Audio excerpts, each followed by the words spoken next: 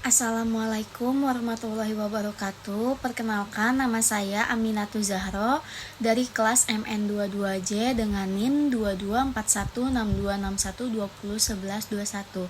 Di sini saya akan mempresentasikan hasil dari mata kuliah studi kelayakan bisnis tentang usaha bisnis yang saya jalani, yaitu bisnis sofa bayi.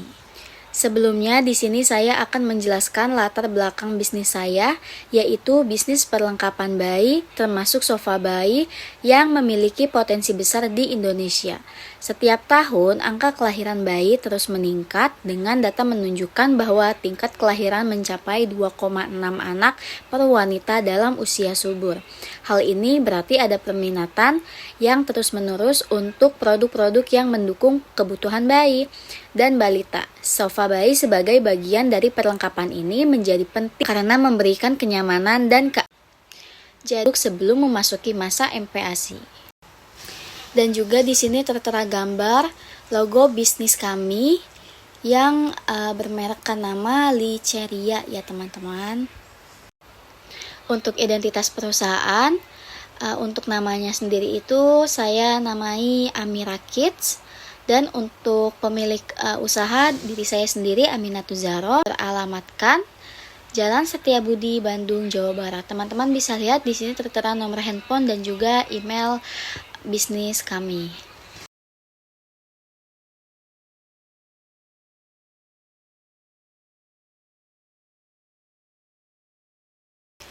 Visi dan misi tujuan perusahaan. Visinya, saya berharap bisnis saya menjadi pemimpin pasar dalam industri perabotan bayi, khususnya sofa bayi dengan produk berkualitas tinggi yang aman, nyaman, dan inovatif, serta menjadi pilihan utama bagi para orang tua di seluruh Indonesia. Dan untuk misinya, menghasilkan produk yang berkualitas, inovasi berkelanjutan, dan yang ketiga ada pelayanan pelanggan.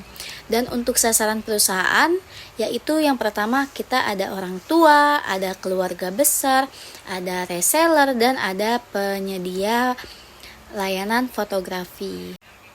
Untuk aspek legalitasnya, teman-teman bisa lihat sendiri. Yang pertama ada nama perusahaan, bentuk usaha, akta notaris, surat izin usaha perdagangan, surat izin tempat usaha, surat izin mendirikan bangunan, surat pengukuhan pengusaha kena pajak, dan ada permodalannya juga. Nah, selanjutnya saya akan menjelaskan tentang aspek manajemen pada usaha saya. Yang pertama itu ada pemilik. Nah, pemiliknya itu kebetulan dengan saya sendiri, dan job testnya itu yang pertama ada memastikan operasional berjalan dengan baik sehingga dapat menghasilkan keuntungan. Yang kedua, membuat dan menetapkan kebijakan dan peraturan yang harus diikuti oleh seluruh karyawan guna menjaga disiplin dan efisiensi kerja. Yang ketiga, merancang rencana strategis jangka pendek dan jangka panjang untuk mencapai tujuan bisnis termasuk analisis pasar dan pengembangan produk. Yang keempat, membuat keputusan penting yang akan mempengaruhi arah dan keberhasilan bisnis di masa depan. Setelah pemilik, selanjutnya ada manajer operasi dengan job desk, yaitu mengkoordinasikan dan mengendalikan aktivitas produksi dan distribusi.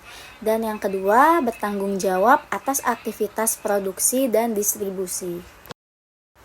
Selanjutnya ada di bagian administrasi. Nah, untuk bagian admin ini kita butuh 2 karyawan ya, karena untuk job desk-nya itu dari awal dia masuk kerja, yang pertama itu mereka mengecek pesanan dulu, berapa pesanan yang masuk, berapa resi yang belum dicetak, dan berapa produk yang belum terkirim oleh para ekspedisi. Selanjutnya ada juga job desk mencatat dan mengolah stok gudang dan membuat laporan masuk dan keluar barangnya setiap hari.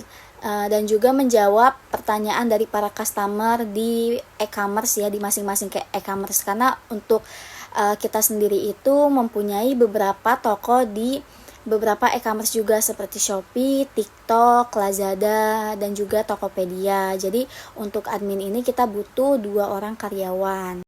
Nah, untuk admin sendiri Mereka bertanggung jawab langsung atau bertatapan langsung dengan para customer. Jadi jika para customer ada keluhan terhadap produk kita, nah untuk yang menanganinya itu admin sendiri. Jadi memang kita membutuhkan 2 admin. Selain itu, mereka juga yang mengatur pengiriman dan pembayaran secara online maupun offline. Nah, untuk di bagian keuangan kita hanya butuh 1 orang karyawan, dan untuk job desk-nya pun seperti mencatat semua transaksi penjualan, menyusun laporan keuangan bulanan, memantau status persediaan barang, dan mencatat setiap perubahan untuk memastikan ketersediaan barang, menghitung dan memproses gaji karyawan, menghitung dan melapor pajak yang harus dibayarkan, dan lain-lain. Nah, selanjutnya ada marketing. Seperti yang teman-teman tahu, marketing itu bagian yang ada di bagian promosi. Nah, untuk job desk-nya sendiri seperti mengembangkan kampanye promosi untuk produk baru atau yang sudah ada, termasuk diskon, paket bundling, atau penawaran khusus. Dan ada juga bekerja sama dengan tim produk, penjualan, dan pelayanan pelanggan untuk memastikan keselarasan dalam strategi pemasaran dan komunikasi merek.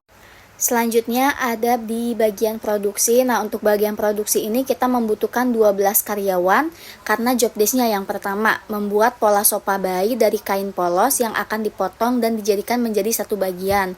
Yang kedua, menjahit sopa bayi yang telah dibuat pola agar menjadi satu bagian. Yang ketiga, membordel sopa bayi yang telah dijahit di bagian-bagian tertentu seperti wajah karakter. Nah, jadi untuk wajah karakter di sopa bayi kami itu tidak menggunakan printan karena untuk model printan ini akan cepat hilang teman-teman ya. Walaupun sopa bayinya tidak dicuci, lama-kelamaan kalau untuk kita pakai model printan ini bakal cepat luntur. Beda dengan cara dibordir. Nah, yang keempat ada memasukkan busa silikon secara manual ke dalam sopa bayi yang sudah dijahit. Jadi untuk sopa bayi di toko kami ini masih sistem manual teman-teman ya. Dan untuk bahasanya di sini memasukkan busa ke dalam sopa bayi itu bisa disebut dengan nyocok ya teman-teman. Dan untuk yang terakhir itu ada di bagian QC dan di bagian packing. Nah, selanjutnya itu ada host live dan content creator. Nah, untuk masing-masing job desk ini kita butuh 2 orang karyawan. Untuk host live itu seperti biasa teman-temannya, seperti yang kita tahu, dia live streaming dan terdapat 2 sesi. Yang sesi pertama itu ada di jam 7 pagi sampai jam 3 sore. Di sesi kedua itu ada di jam 3 sore sampai dengan jam 9 malam. Nah, untuk content creator itu seperti membuat konten video yang menarik teman-teman ya. Selanjutnya ada segmentasi pasar. Nah, untuk perkiraan para customer kami itu ada 5. Yang pertama ada orang tua, yang kedua keluarga besar, yang ketiga penyedia layanan fotografi, yang keempat reseller, dan yang kelima desainer interior. Nah, untuk perkiraan calon konsumen per harinya itu, yang pertama orang tua terdapat 4.150 dibagi 7 hari dengan total 592 orang. Yang kedua ada keluarga besar dengan total 1.220 dibagi 7 hari yang hasilnya 172 orang. Yang ketiga ada penyedia layanan fotografi yang berjumlah 860 dibagi 7 hari yang ditotalkan 122 orang. Yang keempat ada reseller berjumlah 1.900 dibagi 7 hari yaitu 271 orang. Dan yang terakhir ada desainer interior yang jumlahnya 610 dibagi 7 hari dengan hasil 87 orang. Jadi untuk perkiraan potensi pasar sehari itu 1.246 orang. Maka untuk jumlah pelanggan potensialnya itu 50% sama dengan 50 dikali 1.246 yang hasilnya itu di 623 orang. Untuk jumlah pesaingnya itu kita ada 3 pesaing. Yang pertama sudah mengambil kisaran 50%, tersisa ada 50% calon pelanggan. Nah, untuk diperkirakan perusahaan dapat meraih 70%, yang berarti jumlah pelanggan tersedia ada di 70% calon pelanggan. Yang keempat, pelanggan yang sudah dilayani itu 50% dikali 623 orang, yang hasilnya itu di 311. Nah, yang kelima ada pelanggan yang belum terlayani, yaitu 50% dikali 623 sama dengan hasilnya hasilnya 311. Jadi untuk perkiraan jumlah pelanggan sisa yang dapat dilayani sekitar 70%, maka 70% dikali 311 yang berjumlah 217 orang per hari. Jadi untuk calon pelanggan saat ini kisaran 271 orang. Jika setiap calon pelanggan belanja 189.000 dalam per hari, maka peluang pendapatannya yaitu 189 dikali 217 dengan hasil 41.013.000 per hari. Selanjutnya ada analisis bauran pemasaran. Yang pertama ada produk.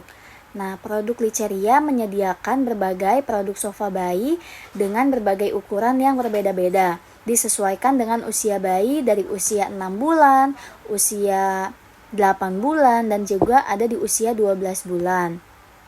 Dengan karakter sofa bayi yang bervariasi agar customer dapat memilih produk dengan puas. Nah, di sini ada lampiran foto produk dari Liceria ya teman-teman. Ada yang di ukuran L dan ada juga yang di ukuran XL. Kalau untuk yang di ukuran L ini dia pemakaian dari usia 6 bulan hingga usia 1 tahun pemakaian saja.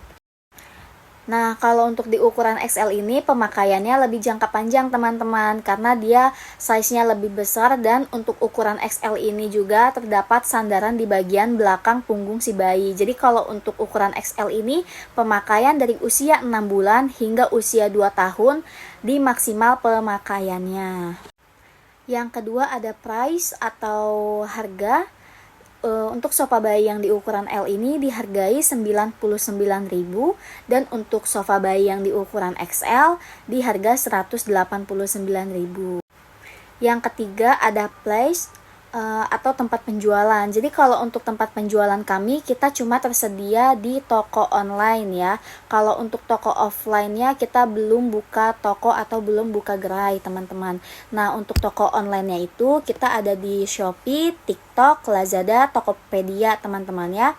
Dan untuk mencakup semua marketplace ini kita membutuhkan satu webnya disebut dengan Big Seller. Jadi untuk memantau pesanan masuk, pesanan keluar itu kita hanya cukup membuka satu web saja teman-teman. Jadi kita tidak perlu membuka Shopee, TikTok satu persatu. Jadi kita memantau semua pergerakan pesanan masuk itu lewat aplikasi Big Seller. Nah, yang keempat ada promotion. Nah, untuk promotion ini kita terdapat 3 bagian promosi teman-teman ya. Yang pertama live, kedua campaign toko, yang ketiga mengupload video. Jadi kalau untuk live itu kita terdapat 2 sesi. Sesi pertama dari jam 7 pagi hingga jam 3 sore. Sesi 2 kita dari jam 3 sore hingga jam 9 malam. Kalau untuk campaign toko itu seperti di tanggal-tanggal tertentu teman-teman. Jadi seperti tanggal 11-11, tanggal 12-12. Nah, seperti itu. Dan juga campaign toko itu kita mengikuti campaign yang ada di aplikasi marketplace-nya teman-teman. Yang kelima ada people. Nah, untuk Liceria ini mempunyai karyawan yang memiliki attitude yang baik, semangat, dan motivasi kerja yang tinggi. Yang keenam ada physical evidence.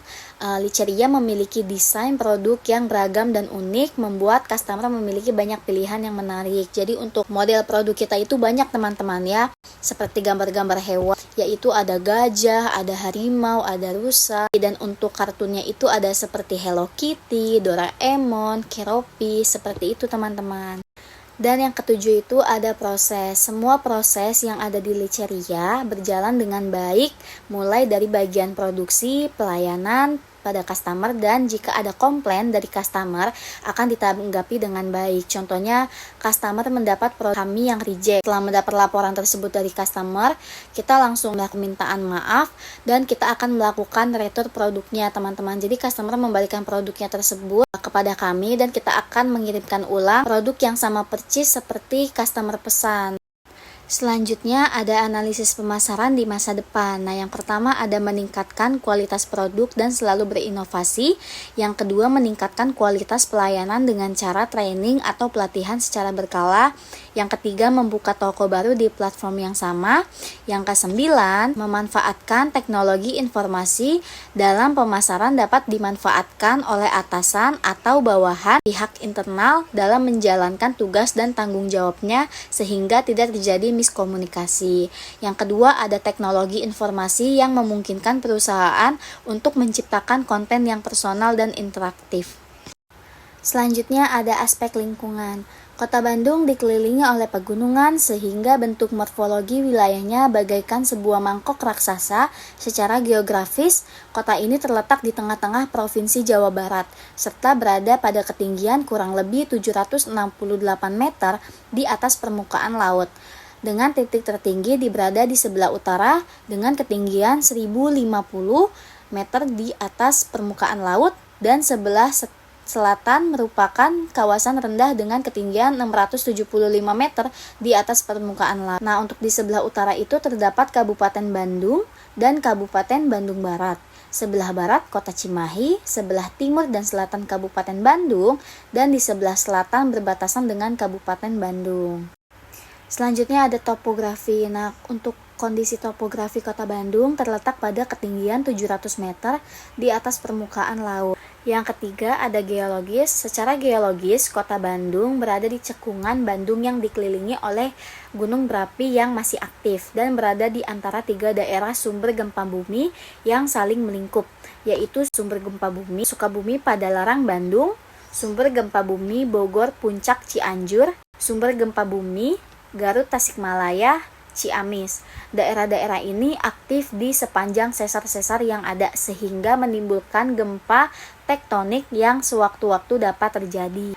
Selanjutnya ada hidrologi dan hidrogeologi. Secara hidrologi, air tanah dapat didefinisikan sebagai ilmu tentang kejadian, distribusi, dan pergerakan air di bawah permukaan bumi. Dari segi hidrogeologi, kawasan Bandung memiliki sistem akuifer yang terdiri dari akuifer bebas dan sebagian kecil akuifer setengah tertekan. Yang terakhir ada klimatologi. Untuk kondisi klimatologi di Kota Bandung dipengaruhi oleh iklim pegunungan di sekitarnya. Namun pada beberapa tahun terakhir mengalami peningkatan suhu serta musim hujan yang lebih lama dari biasanya. Dalam beberapa tahun terakhir ini, musim hujan dirasakan lebih lama terjadi di Kota Bandung. Selanjutnya aspek teknik dan teknologi. Yang pertama itu ada penilaian lokasi. Jadi untuk pemilihan lokasi kita terdapat 3 lokasi. Yang pertama Kiara Condong, Cibiru, dan Gede Bage. Dan untuk penilaiannya sendiri Kiara Condong jumlahnya 98, Cibiru 88, dan Gede Bage 85. Jadi yang paling kecil itu Gede Bage, yang paling besar itu Kiara Condong. Yang kedua ada penilaian pembiayaan. Kalau untuk Kiara Condong jumlahnya 510, Cibiru 590 juta, dan untuk Gede Bage 525 juta. Jadi untuk lokasi yang kita pilih itu di Kiara Condong karena dia itu berdasarkan pembiayaan dari biaya operasi, tenaga kerja, overhead, pajak, dan lain-lain itu paling kecil dibanding lokasi yang lain. Nah, berdasarkan analisis ekonominya, tabel di atas dapat diketahui dengan melihat hasil perhitungan dan perbandingan dalam analisis ekonomi. Lokasi proyek usaha akan didirikan di Kiara Condong, teman-teman.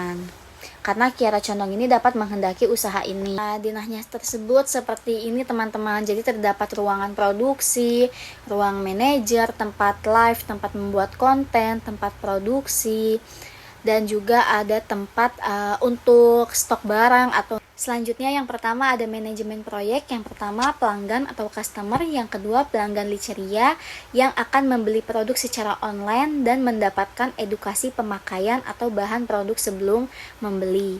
Yang ketiga pemasok atau supplier.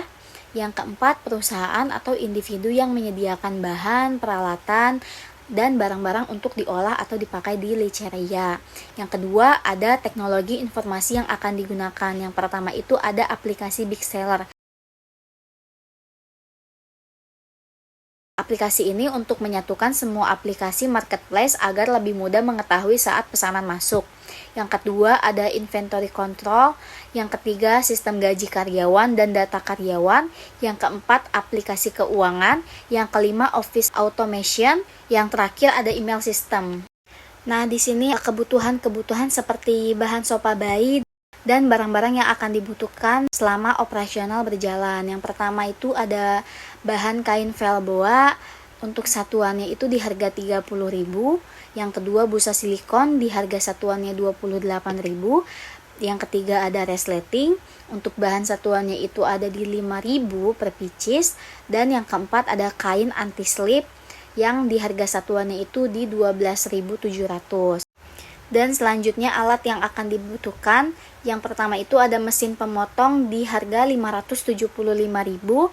Yang kedua ada mesin jahit di harga 6.500.000. Yang ketiga ada alat vakum di harga 125.000. Yang keempat ada komputer di harga 7.400.000. Yang kelima ada iPhone di harga 8 juta. Nah, selanjutnya ada biaya prainvestasi senilai 1 miliar rupiah.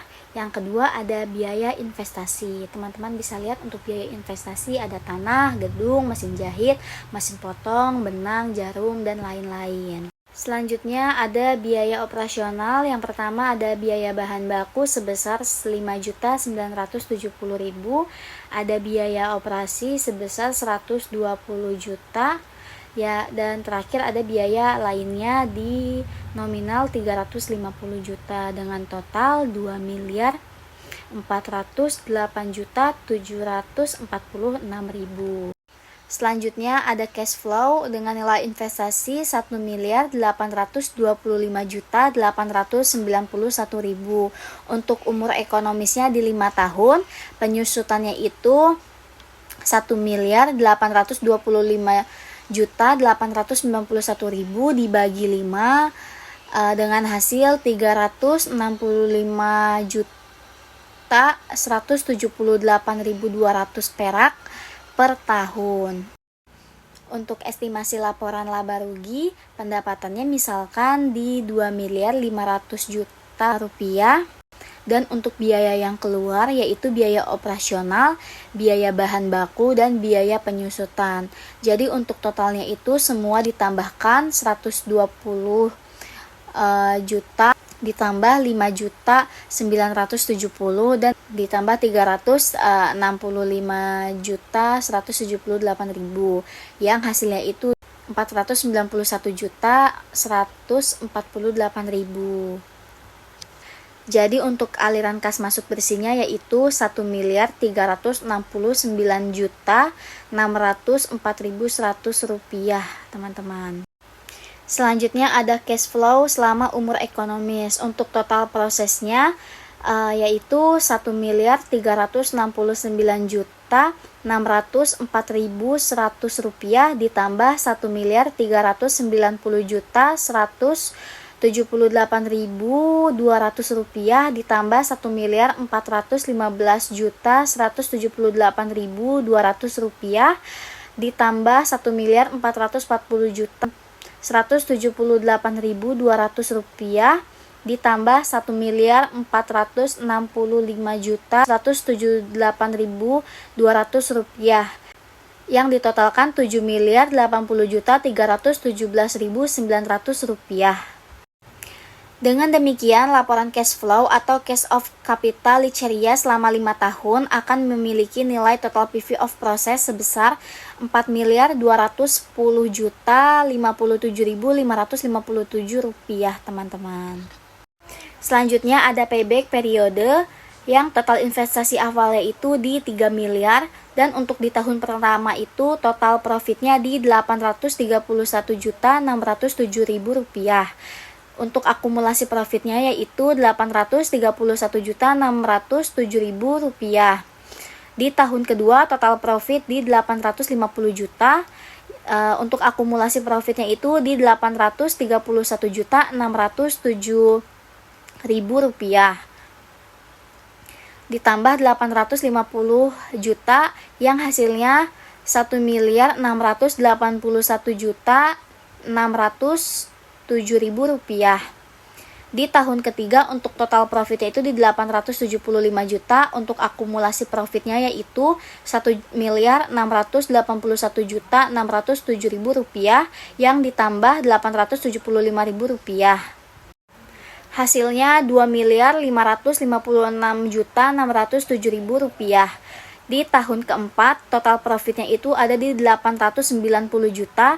Untuk akumulasi profitnya yaitu 2.556.607.000 rupiah yang ditambah 890 juta yang hasilnya 3.446.607.000 rupiah.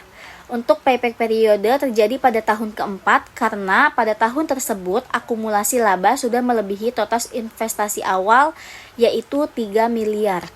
Selanjutnya ada average of return Liceria yang ditotalkan yaitu di 29,64%.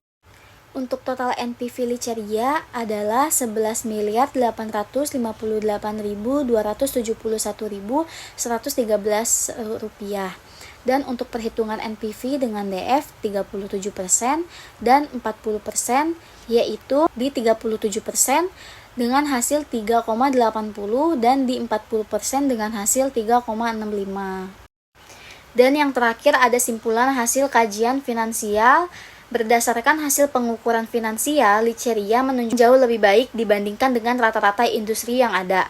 Proyek ini memiliki potensi keuntungan yang lebih tinggi dengan NPV positif, IRR yang sangat baik, serta PI lebih dari 1 dan BEP tercapai pada penjualan 28.266 unit dan payback periode kurang dari 3 tahun menunjukkan bahwa investasi dalam usaha ini dapat kembali dengan cepat. Dalam angka-angka yang solid, Liceria merupakan proyek yang layak dan menguntungkan untuk dijalankan. Nah, untuk kesimpulannya, usaha sofa bayi yang diusulkan bertujuan untuk memenuhi kebutuhan orang tua akan furniture yang aman, nyaman, dan estetis untuk bayi mereka. Dengan mempertimbangkan tren pasar yang terus berkembang dan meningkatnya kesadaran akan pentingnya kualitas produk bagi anak-anak, usaha ini memiliki potensi yang sangat signifikan untuk sukses. Produk sofa bayi akan dirancang dengan mempertimbangkan aspek ergonomis, keamanan, dan desain menarik. Penggunaan bahan berkualitas tinggi dan ramah lingkungan menjadi prioritas utama. Dengan pendekatan yang terencana dan fokus pada kualitas serta kepuasan pelanggan, usaha sofa bayi ini berpotensi untuk menjadi pemimpin pasar dalam segmen furnitur anak. Kami percaya bahwa investasi dalam usaha ini tidak hanya akan memberikan keuntungan finansial, tetapi juga berkontribusi pada peningkatan kualitas hidup keluarga dengan menyediakan produk yang aman dan nyaman bagi bayi mereka. Kami mengundang para pemangku kepentingan untuk bergabung dalam perjalanan